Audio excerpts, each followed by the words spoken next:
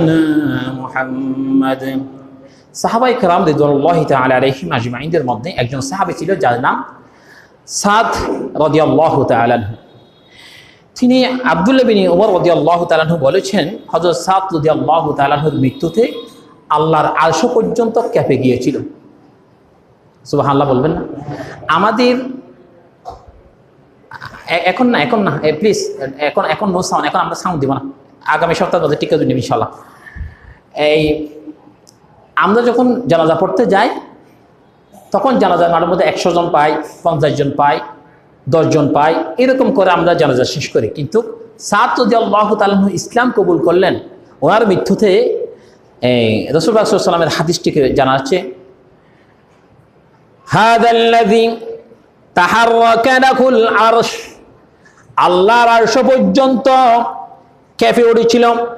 ওয়া ফুতিহাত লাহুল আবওয়াবুস সামা ওয়া শাহিদু ৭০,০০০ মিনাল মালাক। এরপরে ওয়া ফুতিহাত লাহু আবওয়াবুল সামা, আসমানের দরজা খুলে দেওয়া হলো, আর শত কেঁপে ছিলেন।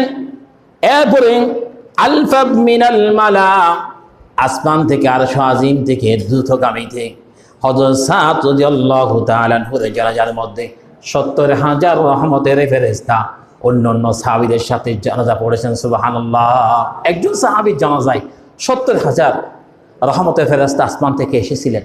এই জন্য আমরা যদি নিজেকে ধন্য করতে পারি, জানাজায় কেউ না থাকলেও সাদ রাদিয়াল্লাহু তাআলা আনহুর আদর্শ যদি আমাদের মধ্যে থাকে, আসমান থেকে যে আল্লাহ সাদের জন্য পাঠিয়েছিলেন, আমরাও যদি হযরত সাদের যদি আদর্শ নিতে পারি, ওনাকে অনুকরণ করতে পারি, আমাদের জন্য পাঠাবেন বলে আল্লাহ ওয়াদা দিয়েছেন। সুবহানাল্লাহ। সাদ কি মানুষ ছিল নাকি জিন ছিল? মানুষ ছিল, ফেরেশতা ছিল না, আমাদের মতোই ছিল। তিনিও মায়ের গর্ভ থেকে জন্ম নিয়েছেন। হযরত সাদের যে মর্যাদা, যে সম্মান, যে ইজ্জত, যে কদর, যে আরশ কাঁপেছিল, আমরা যদি এরকম হই, দীর্ঘদিন পর্যন্ত আমাদের নামে স্বর্ণাক্ষরে লেখা থাকবে। সুবহানাল্লাহ। হযরত সাদ রাদিয়াল্লাহু তাআলা আনহু, একটু সময়টা 15 হলে আমাকে 15 দিকে একটু সংকেত দিবেন হালকা করে, আমি যাতে বুঝতে পারি।